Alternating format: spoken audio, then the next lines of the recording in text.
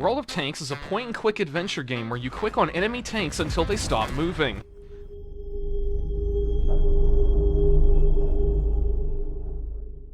Look, I really don't think we need another video out here that starts with a long retreading of history.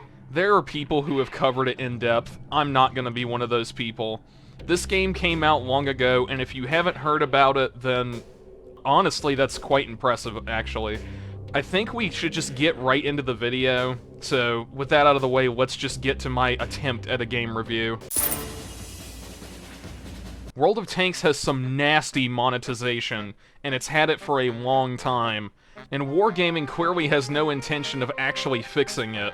Permanent and unique camouflages still cost gold, but it's actually gotten worse since the old days, now that camouflage is sold in pieces, as opposed to buying an overall scheme for the vehicle. Keep in mind those pieces are also not reusable.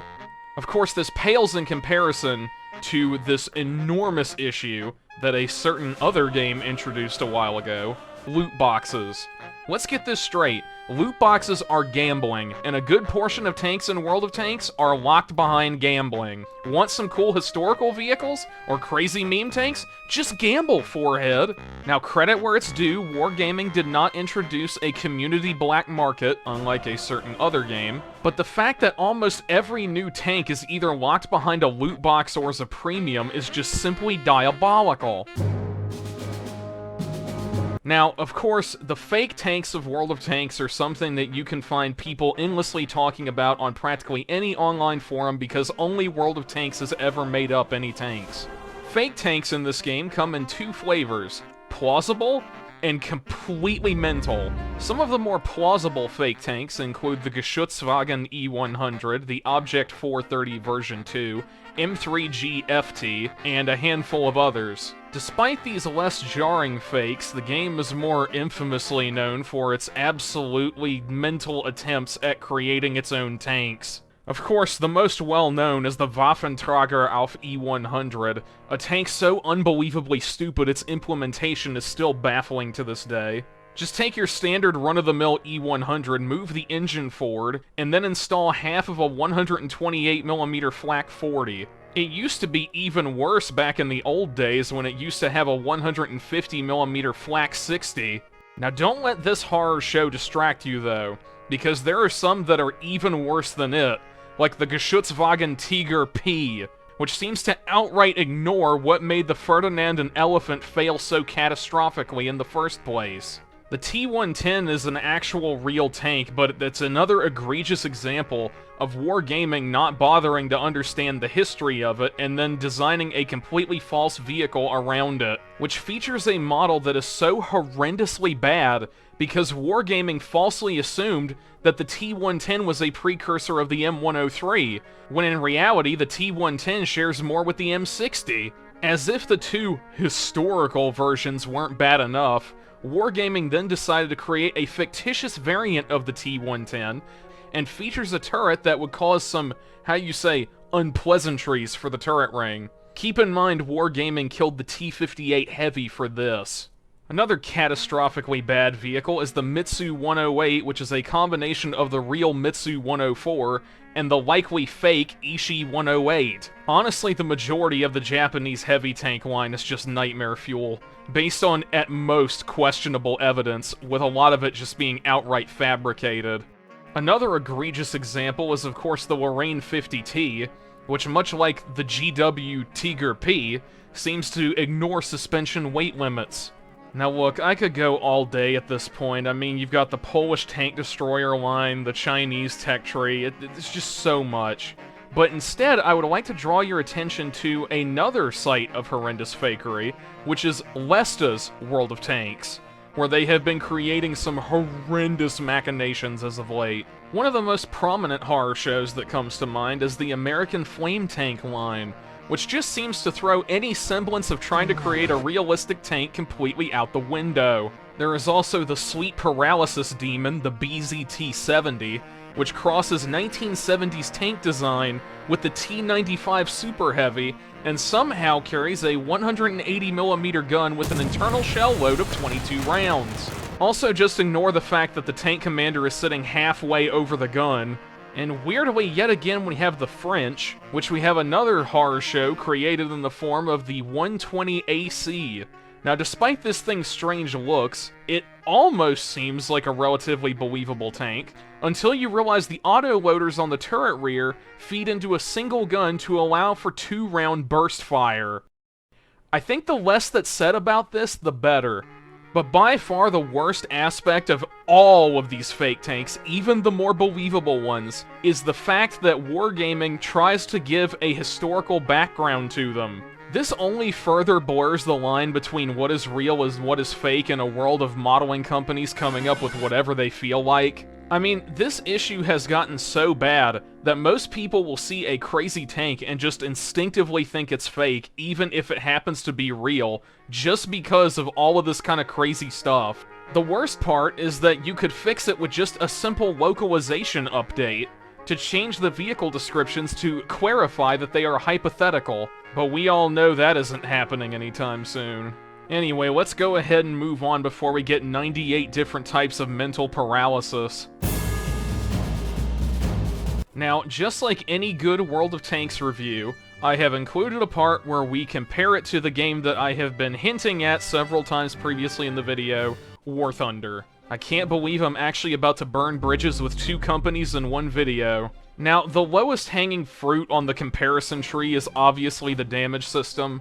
War Thunder uses component-based damage, which, in reality, is more of an advanced form of health point damage, but it really does play completely differently compared to World of Tanks' overall health point system. Now, the War Thunder damage system allows for an enemy to be rather quickly destroyed, that is, when the volumetrics aren't messing up, and will reward players who take the time to learn the weak points of enemy tanks. Of course, there's a rather big yang to this yin, which is the fact that just as quickly as you can kill the enemy, they can kill you. The World of Tanks damage system creates a slightly more relaxed playstyle, where the player is given a little more grace for making mistakes. The problem with this damage system, though, is that some matches can devolve into slugfest, where the person with the most remaining health points wins. Mobility is also something that is drastically different between these two games. War Thunder's tanks feel heavy and steer pretty realistically, with old large tanks accurately being quite a chore to maneuver, making mastering a tank's handling pretty rewarding. That being said, War Thunder has its own unique problems, one being that vehicles drift all too freely,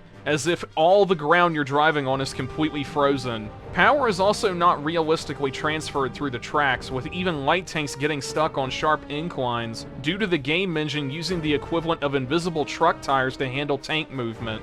World of Tanks is the opposite end of the spectrum, where movement is very arcadey, with tanks feeling light and very nimble, making for overall much faster-paced gameplay. Tracks are also simulated pretty well, with vehicles able to get traction on most inclines.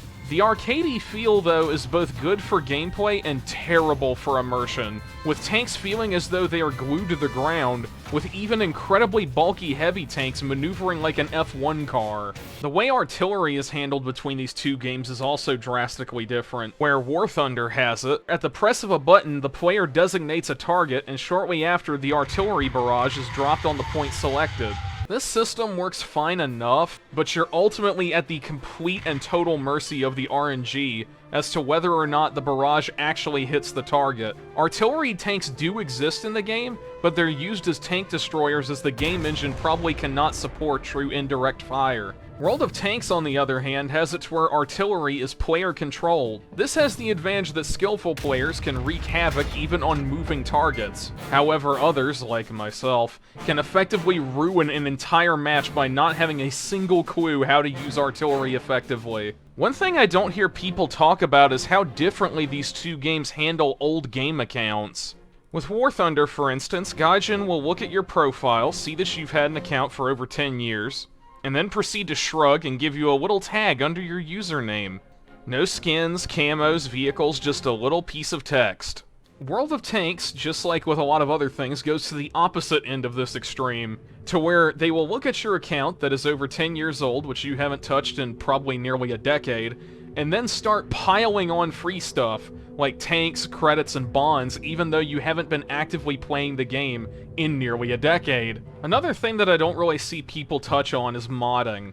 War Thunder allows skins, sound mods, changing the hangar, creating maps, localization modding, with full-blown vehicle remodeling being restricted to user missions only. World of Tanks allows you to change the skin of your tank, change the hangar, create sound mods, just like War Thunder. However, existing tanks can actually be remodeled. However, creating custom maps for missions, as well as user missions in general, are not possible. Now, I am going to instinctively put on my flak jacket because I know I'm about to catch a lot of it. When it comes to the communities of these two games, I think it's safe to say that these two games share the most, as both communities are about 10% chill people, and the other 90% are absolutely bonkers. War Thunder's community spends most of the day laughing at how unrealistic World of Tanks is, while ignoring some of the glaring issues of their own game, like the bad traction simulation issues that I talked about earlier.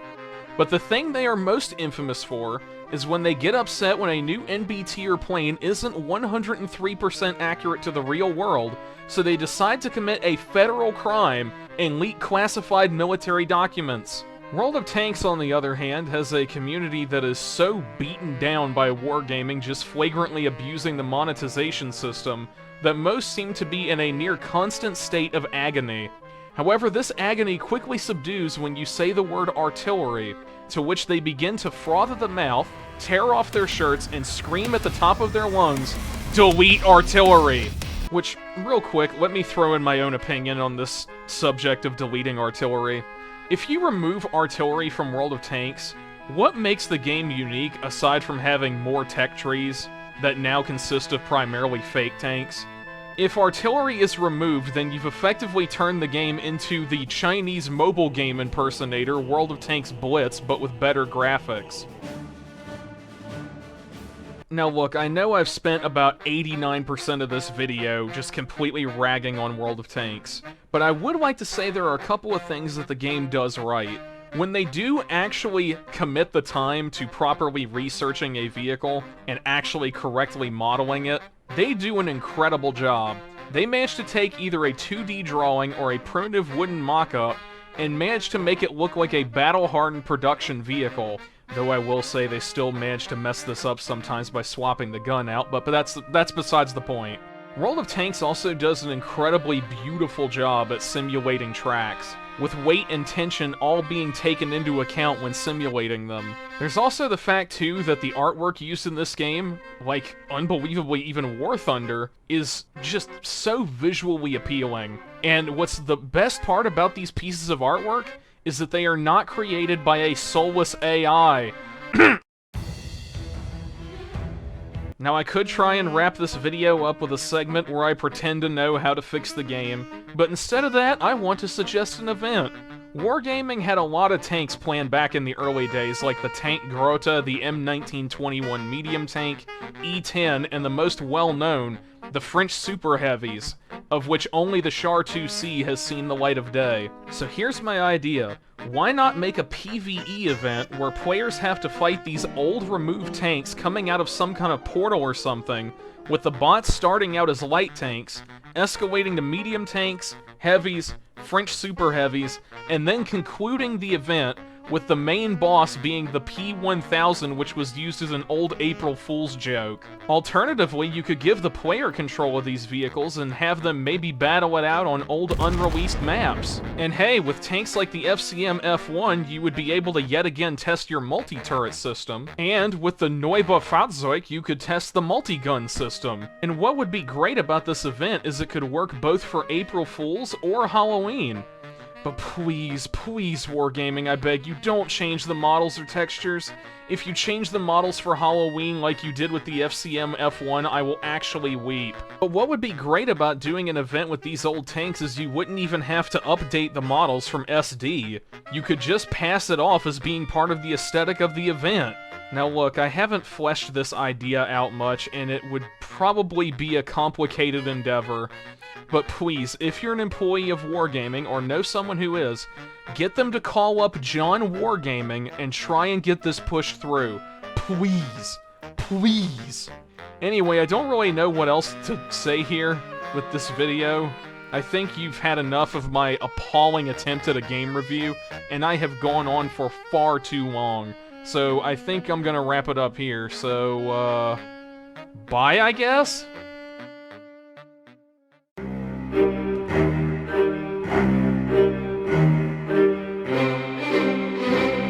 Can't believe I actually just burned 2 bridges with 2 potential sponsors in a single video. Holy moly.